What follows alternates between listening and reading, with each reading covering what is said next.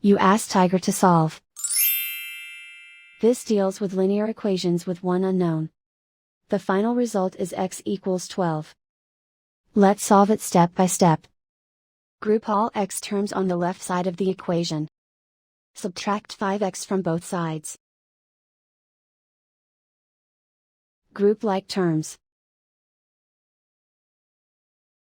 Simplify the arithmetic. Group like terms. Simplify the arithmetic. Group all constants on the right side of the equation. Add 4 to both sides. Simplify the arithmetic.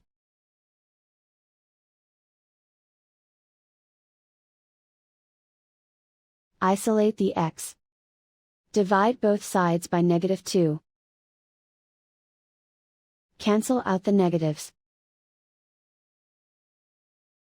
Simplify the fraction.